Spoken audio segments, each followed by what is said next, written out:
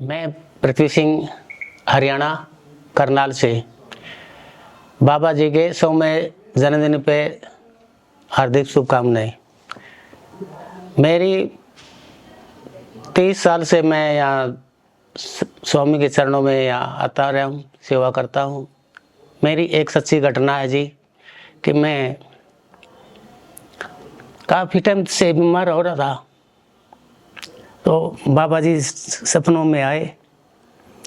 सपनों में आके बोले बाबा जी, बोले क्या पता क्या परेशानी है। तो अब मैं बोला जी बाबा जी बीमार हो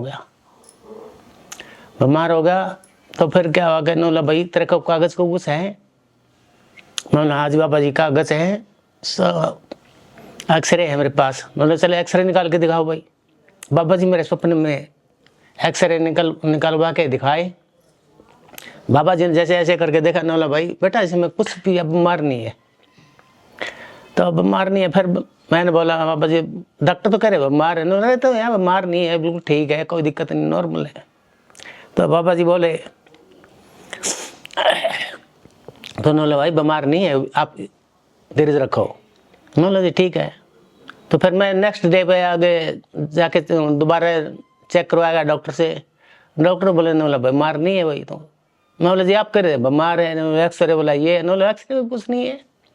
तो मेरी इतनी अच्छी मेरी बातें हुई कि बाबा जी से कई बार बातें हुई है भाई। मैं फिर भी पूछा, मैं बाबा जी हटके अगो को देखो आप। बोला भाई बेटा ठीक है, बिल्कुल ठीक है, ऐसा कोई प्रॉब्लम नहीं है। तो आज फिर एक दिन फिर मैं जैसे अपने घर पे वैसे ऐसे 3 बजे बैठा था जी। 3 बजे बैठा तो मैं खाट के ऊपर बैठा, जैसे बारने से बाबा जी आए तो मेरे को देख तो लिया मैंने बाबा जी, बाबा जाए, लेकिन मेरे बोल नहीं सका था मैं। तो उसमें क्या हुआ कि ये मेरी आवाज़ इतनी बिल्कुल नम हो गई कि पूछो ना बात।